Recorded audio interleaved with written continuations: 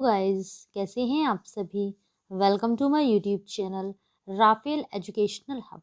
Friends, मैं आपके लिए सीडीपी की तैयारी करा रही थी, जो आपका सीटेट और यूपीटेट में 30 नंबर का पूछा जाता है।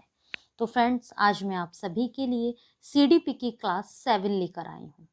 यदि फ्रेंड्स आप हमारे चैनल पर नए हैं तो हमारे चैनल को सब्सक्राइब करें और साथ ही साथ बेल आइकन को भी प्रेस करें, जिससे हमारे नोटिफिकेशन आपको समय से प्राप्त होते रहें। तो चलिए फ्रेंड, स्टार्ट करते हैं आज के कुछ टॉप 50 क्वेश्चन आंसर्स के। क्वेश्चन नंबर फर्स्ट है, निम्नलिखित में से कौन सा समाजीकरण का एक प्रमुख कारक है। तो आप सभी लोग बताएं कि इसमें समाजीकरण का एक प्रमुख कारक कौन सा है। इस क्वेश्चन का राइट आंसर है ऑप्शन नंबर डी, परिवार समाजीकरण का एक प्रमुख कारक है। नेक्स्ट क्वेश्चन है, जब एक शिक्षक यह समझता है कि स्वाभाविक रूप से लड़के गणित में लड़कियों से अच्छे हैं, यह दर्शाता है कि अध्यापक लिंग पक्षपाती है, शिक्षाप्रद है, सही दृष्टिकोण वाला है, नीतिपरक है। तो इस क्वेश्चन का राइट आंसर है ऑप्शन नंबर ए, लिंग पक्षपाती है। क्यों है लिंग पक्षपाती? क्योंकि फ्रेंड्स वो कह रहा है शिक्षक कि लड़के गणित में लड़कियों से अच्छे होते हैं। जब यदि हम ऐसा कुछ तुलना करते हैं या भेदभाव करते हैं तो वो किस में आ जाता है, वो आपका लिंग पक्षपाती में आ जाता है कि हम लिंग का पक्षपात कर रहे हैं। हम लड़कों को गणित में अच्छा बता रहे हैं, लड़कियों को हम कमजोर बता रहे हैं। ये क्या है? ये लिंग पक्षपात है। नेक्स्ट क्वेश्चन है, बच्चे के समाजीकरण में परिवार भूमिका निभाता है। बच्चे के समाजीकरण में परिवार की कैसी भूमिका है, ये यहाँ पर ये पूछ रहा है कि गौण है, कम महत्वपूर्ण है, रोमांचकारी है, मुख्य है। तो इस क्वेश्चन का राइट आंसर है ऑप्शन नंबर डी, मुख्य।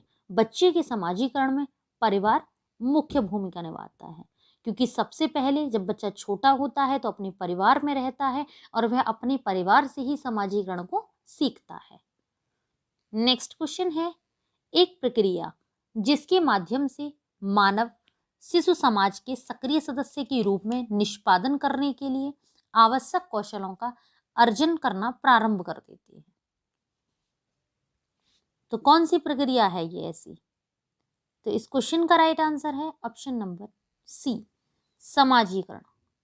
समाजीकरण एक प्रक्रिया है जिसके माध्यम से मानव शिशु समाज के सक्रिय सदस्य के रूप में निष्पादन करने के लिए आवश्यक कौशलों का अर्जन करना प्रारंभ कर देते हैं। नेक्स्ट क्वेश्चन है, निम्नलिखित में से कौन से समाजीकरण के गौण वाहक हो सकते हैं। यदि प्रमुख पूछेगा या मुख्य पूछेगा समाजीकरण में तो परिवार हो जाता है, लेकिन यहाँ पर आपसे पूछा है कि समाजीकरण के गौण वाहक हो सकते हैं। तो कौन कौन होंगे आप सभी लोग बताएं। इस क्वेश्चन का राइट आंसर है ऑप्शन नंबर बी, विद्यालय और पास पड़ोस ये समाजीकरण के गौण वाहक हो सकते हैं, और मुख्य वाहक पूछा जाए तो क्या होगा? परिवार होगा।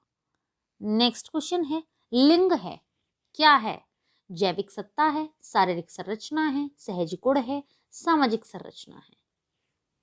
तो इस क्वेश्चन का राइट आंसर है ऑप्शन नंबर डी, लिंग क्या है? लिंग एक सामाजिक संरचना है। नेक्स्ट क्वेश्चन है, विद्यालय और समाजीकरण के बारे में निम्नलिखित में से क्या सत्य है। आप सभी लोग इन ऑप्शन को थोड़ा ध्यान से पढ़ें तो आप अच्छे से क्वेश्चन इसको बता सकते हैं। तो इस क्वेश्चन का राइट आंसर है ऑप्शन नंबर बी, विद्यालय समाजीकरण का एक महत्वपूर्ण कारक है। यहाँ पर आपसे पूछा गया है कि विद्यालय और समाजीकरण के बारे में सत्य क्या है, तो विद्यालय समाजीकरण का एक महत्वपूर्ण कारक है। नेक्स्ट क्वेश्चन है, समानांतर खेल क्या है? समूह में खेलना, छोटे समूह में सहभागित्व, रोल प्ले, अलग अलग खेलना। तो इस क्वेश्चन का राइट आंसर है ऑप्शन नंबर ए, समूह में खेलना। ये क्या है? समानांतर खेल है। नेक्स्ट है, निम्नलिखित में से कौन बालक में नैतिक मूल्यों के विकास में महत्वपूर्ण भूमिका निभाता है? प्रार्थना सभा, सही समाजीकरण, बुद्धि, या सभी विकल्प सही हैं। तो इस क्वेश्चन का राइट आंसर है ऑप्शन नंबर बी, सही समाजीकरण बालक के नैतिक मूल्य के विकास में महत्वपूर्ण भूमिका निभाता है। नेक्स्ट क्वेश्चन है, निम्नलिखित में से कौन सा लक्षण अंतर्मुखी व्यक्तित्व का नहीं है? फ्रेंड्स, व्यक्तित्व 3 प्रकार के होते हैं। कौन कौन से होते हैं? अंतर्मुखी व्यक्तित्व, बहिर्मुखी व्यक्तित्व और उभयमुखी व्यक्तित्व। यहाँ पर पूछा गया है कि अंतर्मुखी व्यक्तित्व का लक्षण नहीं है, नहीं पूछा है। तो इस क्वेश्चन का राइट आंसर है, आप सभी लोग बताएं। यहाँ पर आपका राइट आंसर है ऑप्शन नंबर सी, सामाजिकता। ये क्या है? ये अंतर्मुखी व्यक्तित्व का लक्षण नहीं है, क्योंकि सामाजिकता मतलब समाज में रहना, समाज में रहेंगे तभी तो सामाजिकता आएगी, और जब समाज में हम रहते हैं तो हमारा व्यक्तित्व कैसा होता है? बहिर्मुखी होता है। लेकिन यदि यहाँ पर बात करें आत्म केंद्रित, तो ये क्या है? ये अंतर्मुखी होता है। अंतर्मुखी व्यक्ति होते हैं जो अपने अंदर ही अंदर चीजों को सोचते हैं या विचारते हैं। जैसे आत्म केंद्रित, ये अंतर्मुखी है। रूढ़िवादी, ये भी अंतर्मुखी है। दब्बू, ये भी अंतर्मुखी में आ जाते हैं। लेकिन सामाजिकता क्या है? ये बहिर्मुखी है। तो यहाँ पर आपका ये राइट आंसर है ऑप्शन नंबर। नेक्स्ट है क्वेश्चन, वह अवस्था जब बालक अपने अभिभावकों के साथ कम आनंदित होता है संबंधित है। आप सभी लोग बताएं इस क्वेश्चन का राइट आंसर क्या है? तो यहाँ पर हमारा राइट आंसर है ऑप्शन नंबर डी, सामाजिक विकास। ठीक है, सामाजिक विकास में जब अवस्था होता है, इस अवस्था में जब बच्चा होता है तो वो अपने अभिभावकों के साथ कम आनंदित होता है। नेक्स्ट क्वेश्चन है, जब सोचने की प्रक्रिया किसी भाषा द्वारा प्रभावित होती है तो ऐसी स्थिति को कहते हैं, क्या कहते हैं? इसे भाषा निर्धारित कहेंगे, संज्ञानात्मक पक्ष कहेंगे, या सामाजिक भाषाई उद्धृत कहेंगे, संस्कृति प्रभावित कहेंगे। तो इस क्वेश्चन का राइट आंसर है ऑप्शन नंबर ए, भाषा निर्धारित। जब सोचने की प्रक्रिया किसी भाषा द्वारा प्रभावित होती है तो ऐसी स्थिति को भाषा निर्धारित कहते हैं। नेक्स्ट क्वेश्चन है, पुरुष और महिला की भूमिकाओं का निर्धारण समाज करता है, यह कथन बताता है कि। आप सभी लोग बताएं इस क्वेश्चन का राइट आंसर क्या है? तो इस क्वेश्चन का राइट आंसर है फ्रेंड्स ऑप्शन नंबर सी, लैंगिकता एक सामाजिक अवतरण है। यदि पुरुष और महिलाओं की भूमिका का निर्धारण जब समाज करता है तो इसका क्या मतलब है कि लैंगिकता एक सामाजिक अवतरण है, तभी तो इनकी भूमिकाओं का निर्धारण समाज कर रहा है। नेक्स्ट क्वेश्चन है, स्कूल बच्चों के समाजीकरण की एक ऐसी संस्था है जहां। आप सभी लोग बताएं इस क्वेश्चन का राइट आंसर क्या है? तो फ्रेंड्स, इस क्वेश्चन का राइट आंसर है ऑप्शन नंबर डी, कि प्रमुख स्थान स्कूली बच्चों का होता है। नेक्स्ट क्वेश्चन है, जब आप एक शिक्षक समूह से जुड़ जाते हैं और अपने समूह के अन्य लोगों की तरह पोशाक धारण करने लगते हैं तो आप प्रदर्शन कर रहे होते हैं। किस चीज का कर रहे होते हैं ये यहाँ पर आपको बताना है इन 4 ऑप्शंस को देखकर। तो यहाँ पर आपका राइट आंसर है ऑप्शन नंबर सी, समूह की अनुरूपता का प्रदर्शन कर रहे होते हैं। नेक्स्ट क्वेश्चन है, ब्रॉनफेन ब्रेनर के पारिस्थितिकी तंत्र के सिद्धांत के अनुसार निम्नांकित में से कौन सा बालक के क्षेत्र में समाहित नहीं है? तो इस क्वेश्चन का राइट आंसर है ऑप्शन नंबर ए, विद्यालय बालक के क्षेत्र में समाहित नहीं है। नेक्स्ट है, जेंडर है। जेंडर क्या है? तो इस क्वेश्चन का राइट आंसर है ऑप्शन नंबर डी, एक सामाजिक संरचना है। नेक्स्ट क्वेश्चन है, एक प्रारंभिक कक्षा कक्ष में एक बच्ची अपने साथ जो अनुभव लाती है तो उन्हें टीचर को क्या करना चाहिए? यदि कोई बच्चा स्कूल में शिक्षा प्रारंभ करता है अपना, या प्रारंभिक शिक्षा ग्रहण करना चाहता है या एडमिशन लेता है प्रथम कक्षा में, तो बच्चे जो अपने साथ अनुभव लाते हैं उन अनुभवों के लिए टीचर को क्या करना चाहिए? जैसे यहाँ पर आपके लिए ऑप्शन दिए हैं कि उनके अनुभव को शामिल कर उनका संचय करना चाहिए, या बच्चे जो अनुभव लाते हैं उन्हें अस्वीकार कर देना चाहिए, या उनकी उपेक्षा करनी चाहिए, या उस पर ध्यान नहीं देना चाहिए। तो यहाँ पर क्या करना चाहिए? तो इस क्वेश्चन का राइट आंसर है ऑप्शन नंबर ए, उन्हें शामिल कर उनका संचय करना चाहिए। क्योंकि यदि हम बच्चे जो अनुभव लाए हैं प्रारंभिक कक्षा में, यदि हम उनको शामिल कर उनका संचय करेंगे तो क्या होगा, बच्चे खुश होते हैं, बच्चे प्रोत्साहित होते हैं, बच्चे अच्छा करने की कोशिश करते हैं, बच्चे यदि टीचर पढ़ाएगा तो उसमें रुचि भी लेंगे, यदि हम उनके अनुभवों को ऐसा करेंगे तो। यदि हम उनके अनुभवों को अस्वीकार कर देंगे तो बच्चा निराश होगा, दोबारा कभी शिक्षक से कुछ पूछेगा नहीं, कहीं कोई भी कैसी भी परेशानी है बच्चे शिक्षक को नहीं बताएंगे। दूसरा, उसकी उपेक्षा करनी चाहिए, ये भी गलत है। बच्चा जब छोटा होता है वो अपने शिक्षक से जैसा भी कराए, अच्छा बुरा, पहले हमें उसकी बातों को ध्यान से सुनना चाहिए। ऐसा नहीं है कि बच्चे कुछ गलत बोल रहे हैं और शिक्षक ने उसकी निंदा करना शुरू कर दिया या उसकी उपेक्षा करना शुरू कर दिया, उसको डांट दिया, ये तरीका गलत होता है।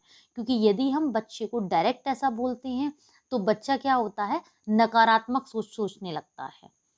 दूसरा, वो पढ़ने के प्रति भी प्रोत्साहित नहीं हो पाता है, ना ही वो इंटरेस्ट लेता है। उसे पढ़ाई में कहीं भी कैसी भी कोई प्रॉब्लम होती है तो बच्चे उसको अध्यापक से नहीं पूछते हैं, क्योंकि उन्हें पता है कि यदि हमसे नहीं आता है तो शिक्षक क्या करेंगे, हमारी उपेक्षा करेंगे या निंदा करेंगे, तो इसीलिए वो शर्म से नहीं पूछते हैं। तीसरा है कि उन पर ध्यान नहीं देना चाहिए, ये भी गलत बात है। बच्चे जो भी बात कहते हैं हमें उनको ध्यानपूर्वक सुनना चाहिए, और फिर यदि सही बात है तो हमें उनके लिए शाबाशी देनी चाहिए, और गलत बात है तो हमें उनके डांटने की बजाय उन्हें अच्छे से समझाना चाहिए कि बेटा आप जो कह रहे हैं ये गलत है, इस चीज़ को ऐसे नहीं ऐसे होगी, ये वाली चीज़ यहाँ सही है। तो हमें बच्चे जो भी अनुभव लाते हैं उन्हें शामिल करके संचय करना चाहिए, ये ऑप्शन यहाँ पर राइट है। नेक्स्ट क्वेश्चन है, खिलौने, पहनावे की वस्तुएं, घरेलू सामग्रियां, व्यवसाय एवं रंगों को विशिष्ट लिंग के साथ संबंधित करना क्या प्रदर्शित करता है? तो इस क्वेश्चन का राइट आंसर है ऑप्शन नंबर सी, जेंडर रूढ़िवादिता को प्रदर्शित करता है। नेक्स्ट क्वेश्चन है, व्यवहारवाद की स्थापना की थी? इनमें से किसने व्यवहारवाद की स्थापना की? आप सभी लोग बताएं कि इस क्वेश्चन का राइट आंसर क्या है। तो इस क्वेश्चन का राइट आंसर है ऑप्शन नंबर ए। फ्रेंड्स यहाँ पर है ये आपका जेबी वाटसन, ये थोड़ा सा मिस्टेक हो गई है लिखने में, यहाँ पर है ये वाटसन, जेबी वाटसन, इन्होंने व्यवहारवाद की स्थापना की थी। नेक्स्ट क्वेश्चन है, भाषा विकास को प्रभावित करने वाले कारक हैं? कौन कौन से कारक हैं जो भाषा विकास को प्रभावित करते हैं? स्वास्थ्य, बुद्धि, यौन विभिन्नता या उपरोक्त सभी? तो इस क्वेश्चन का राइट आंसर है ऑप्शन नंबर डी, उपरोक्त सभी। ये तीनों ही कारक भाषा विकास को प्रभावित करते हैं। नेक्स्ट क्वेश्चन है, भाषा विकास में बाधा नहीं है? जब बच्चे भाषा का विकास करते हैं या भाषा को सीखते हैं तो उनमें से इन चार ऑप्शन में से ऐसी कौन सी चीज़ है जो भाषा को यदि हम सीखते हैं तो उसके सीखने में या विकास में बाधा नहीं उत्पन्न करता है? तुतलाना, यह भाषा विकास में बाधा करेगा। हकलाना, यह भी करेगा। अस्पष्ट उच्चारण, यह भी करेगा। लेकिन अनुकरण करना, ये भाषा विकास में कोई बाधा उत्पन्न नहीं करेगा। इसीलिए यहाँ पर आपका राइट आंसर है ऑप्शन नंबर डी, अनुकरण करना। नेक्स्ट क्वेश्चन है, समाजीकरण से अभिप्राय नहीं है? यहाँ पर नहीं है पूछा है, इस क्वेश्चन को आप ध्यान से देखें। तो यहाँ पर आपका राइट आंसर है ऑप्शन नंबर डी, संप्रत्य निर्माण का विकास करना, ये समाजीकरण से अभिप्राय नहीं है। नेक्स्ट क्वेश्चन है, समाजीकरण में सहायक है? संगी साथी, जाति समुदाय, स्काउट गाइड, उपरोक्त सभी? तो यहाँ पर आपका राइट आंसर है ऑप्शन नंबर डी, उपरोक्त सभी। समाजीकरण, समाजीकरण फ्रेंड्स, जब हम समाज में रहते हैं या किसी समुदाय में रहते हैं या अपने साथियों के साथ रहते हैं तो उन सभी से क्या होता है, हमें समाजीकरण में सहायता मिलती है। इसीलिए यहाँ पर ये तीन ही ऑप्शन सही होंगे। नेक्स्ट क्वेश्चन है, भाषा सीखने की दृष्टि से सबसे अधिक ग्राह्य आयु क्या होती है? तो इस क्वेश्चन का राइट आंसर है ऑप्शन नंबर डी 3 से 6 वर्ष भाषा सीखने की दृष्टि से सबसे अधिक ग्रह आयु होती है। नेक्स्ट क्वेश्चन है, दूसरे वर्ष के अंत तक शिशु का शब्द भंडार हो जाता है। मतलब पूछा है कि जब बच्चा 2 साल का अंत होता है, उसका 2 साल का मतलब कंप्लीट होने वाला होता है, तब शिशु का शब्द भंडार हो जाता है। मतलब कितने शब्दों को बच्चा सीख जाता है या कितने शब्दों का उसके मस्तिष्क में भंडार हो जाता है। तो इस क्वेश्चन का राइट आंसर है ऑप्शन नंबर डी, 100 शब्द का भंडार हो जाता है। नेक्स्ट क्वेश्चन है, तर्क, जिज्ञासा, निरीक्षण शक्ति का विकास होता है किस वर्ष में होता है? 7 वर्ष में, 11 वर्ष में, 6 वर्ष में, 9 वर्ष में? तो इस क्वेश्चन का राइट आंसर है ऑप्शन नंबर बी, 11 वर्ष में बच्चा तर्क, जिज्ञासा, निरीक्षण शक्ति का विकास हो जाता है। नेक्स्ट क्वेश्चन है, एक शिक्षक होने के नाते आप सामाजिक शिक्षण को क्यों महत्वपूर्ण मानते हैं? आप सभी लोग बताएं। तो इस क्वेश्चन का राइट आंसर है ऑप्शन नंबर ए, बच्चों के समाजीकरण में सहायक है। सामाजिक शिक्षण को हम क्यों महत्वपूर्ण मानते हैं? क्योंकि सामाजिक शिक्षण क्या है कि बच्चों के समाजीकरण में सहायक है। नेक्स्ट क्वेश्चन है, प्रतिद्वंदात्मक समाजीकरण की अवस्था कहा जाता है। फ्रेंड्स, इस टाइप के क्वेश्चन आपसे यूपी टेट में पूछे जाते हैं, तो इसीलिए आपको इस टाइप के जितने भी क्वेश्चन हैं वो सारे अच्छे से तैयार हो जाने चाहिए। तो इस क्वेश्चन का राइट आंसर है ऑप्शन नंबर बी, बाल्यावस्था को प्रतिद्वंदात्मक समाजीकरण की अवस्था कहा जाता है। नेक्स्ट क्वेश्चन है, किसी बालक के भाषाई विकास में प्राप्त भाषा की पहली अवस्था है। तो यहाँ पर आपका राइट आंसर है ऑप्शन नंबर सी, रुदन। ये क्या है कि ये किसी बालक के भाषाई विकास में प्राप्त भाषा की पहली अवस्था होती है। फ्रेंड्स, आप सभी को हमारा वीडियो कैसा लग रहा है हमें नीचे कमेंट बॉक्स में कमेंट करके ज़रूर बताएं। यदि आप सभी को हमारा वीडियो अच्छा लग रहा है, यूज़फुल लग रहा है, तो हमारे वीडियो को लाइक करें और ज़्यादा से ज़्यादा लोगों में शेयर भी करें। यदि फ्रेंड्स आपने हमारे CDP के प्रीवियस क्लास नहीं देखी हैं तो आप हमारे आई बटन पर क्लिक करके CDP की प्रीवियस क्लास देख सकते हैं, जो आपके लिए यूपी टेट और CTET के लिए बहुत महत्वपूर्ण होंगी। नेक्स्ट क्वेश्चन है, स्मिथ के अनुसार 5 वर्ष की आयु में बालकों के शब्द भंडार की संख्या लगभग होती है। फ्रेंड्स देखो, जितने भी मनोवैज्ञानिक हैं या व्यवहारवादी हैं या वैज्ञानिक हैं, ये सभी अपने अपने अकॉर्डिंग बताते हैं। इनका कोई एग्जैक्ट नहीं है, कोई कुछ बताता है, कोई कुछ बताता है, तो इसीलिए ये हमेशा लगभग में ही आते हैं। आप इसको एग्जैक्ट नहीं कह सकते हैं। तो इस क्वेश्चन का राइट आंसर है ऑप्शन नंबर सी, 2072। ये क्या है? ये स्मिथ के अनुसार है कि 5 वर्ष की आयु के बालकों के शब्द भंडार की संख्या लगभग 2072 हो जाती है। नेक्स्ट क्वेश्चन है, अशुद्ध उच्चारण सुधारा जा सकता है। किसके द्वारा हम अशुद्ध उच्चारण को सुधार सकते हैं? तो इस क्वेश्चन का राइट आंसर है ऑप्शन नंबर डी, उपरोक्त सभी। देखो, पुनरावृत्ति द्वारा यदि कोई बच्चा अशुद्ध उच्चारण करता है, यदि हम उसकी चीज को बार बार दोहरवाएं तो क्या होगा कि बच्चे को समझ में आ जाएगा। जब उससे बार बार एक ही चीज को कहलवाएंगे तो बच्चा समझेगा कि हमसे टीचर एक चीज को ही बार बार क्यों कहलवा रहा है, इसका मतलब हम कहीं मिस्टेक कर रहे हैं। तो उसे ऑटोमेटिक खुद ध्यान आ जाता है। इसके लिए पुनरावृत्ति द्वारा भी अशुद्ध उच्चारण को सुधारा जा सकता है। दूसरा है कि समानता वाले शब्दों का उच्चारण, इससे भी अशुद्ध उच्चारण को सुधारा जा सकता है। तीसरा है कि शब्दों को खंडों में बांटकर। कभी कभी आपने देखा है कि जब लंबा सेंटेंस आ जाता है तो बच्चे क्या करते हैं, लंबे सेंटेंस को नहीं पढ़ पाते हैं और वो बीच में उसका अशुद्ध उच्चारण कर देते हैं।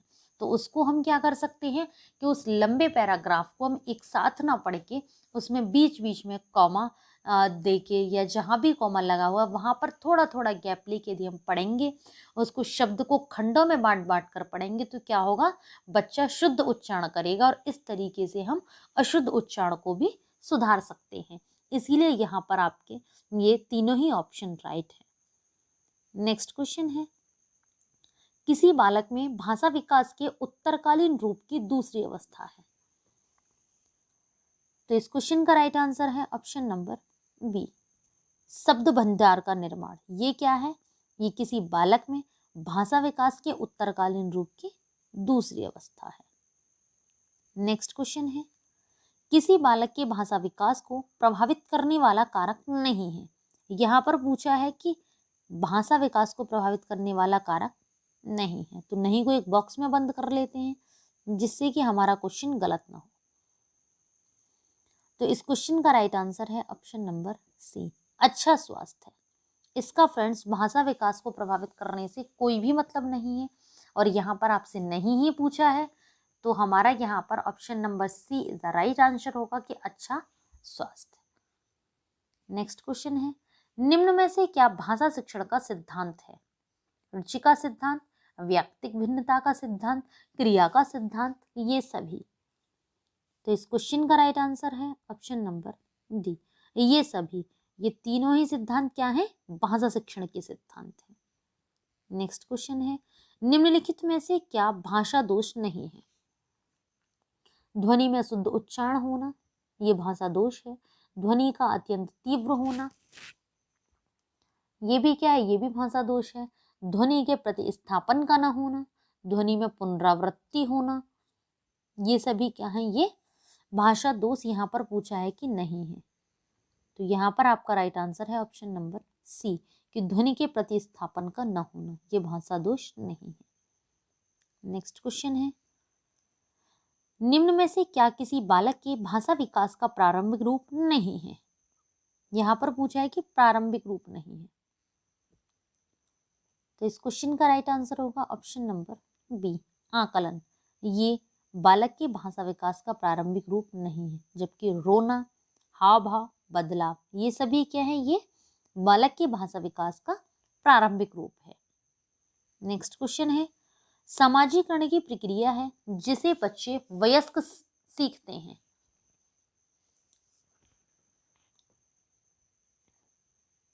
परिवार से, विद्यालय से, श्रेष्ठ जनों से, इन सभी से। तो इस क्वेश्चन का राइट आंसर है ऑप्शन नंबर डी, इन सभी से। समाजीकरण एक प्रक्रिया है जिसे बच्चे व वयस्क सीखते हैं। यहाँ पर बीच में वाह है फ्रेंड्स, जिसे बच्चे व वयस्क सीखते हैं, तो इन सभी से सीखते हैं।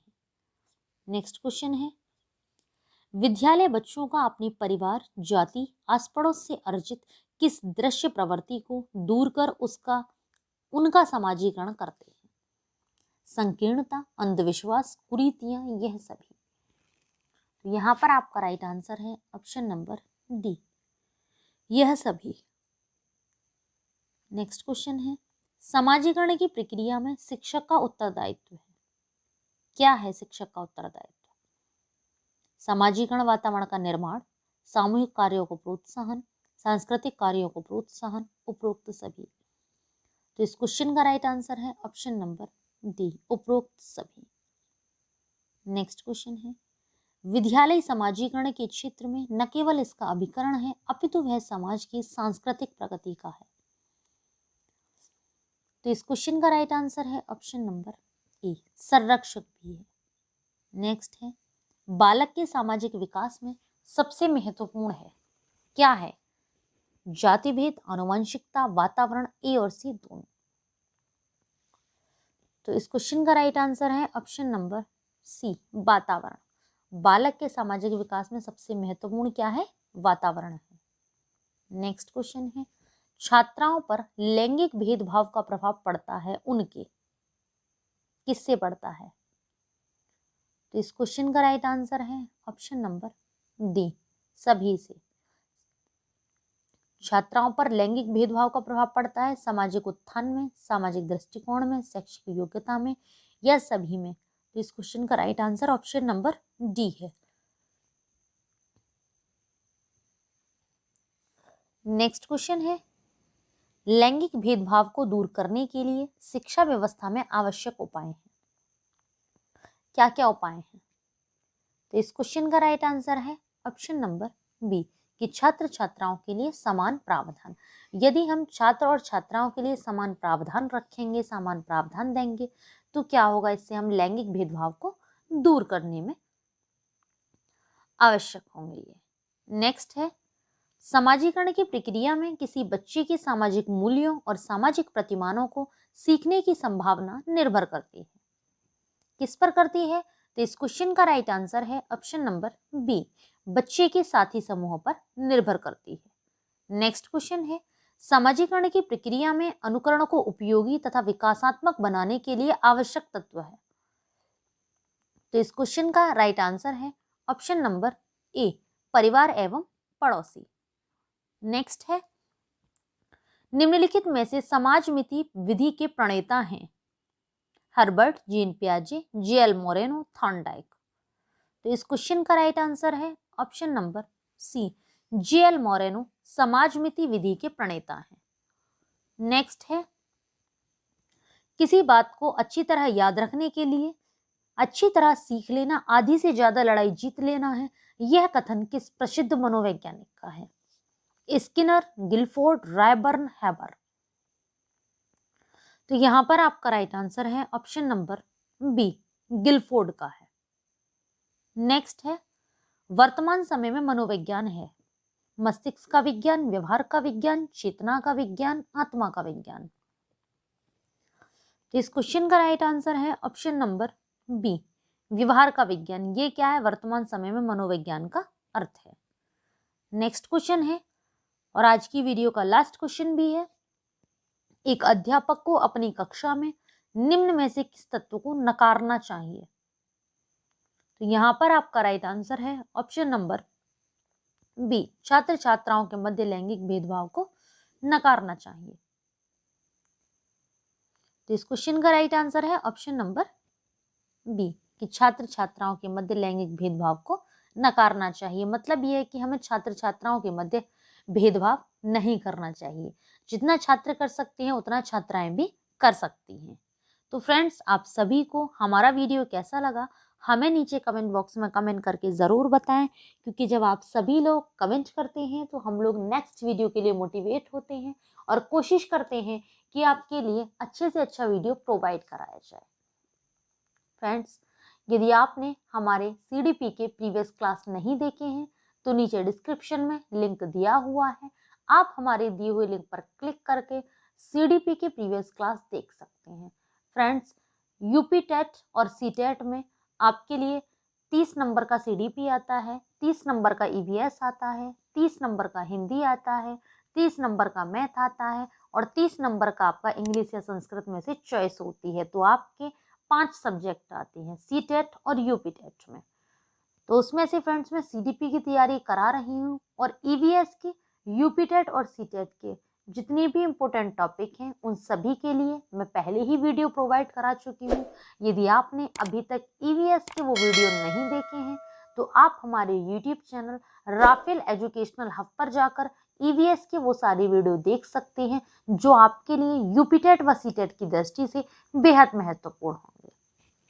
Thanks for watching video friends.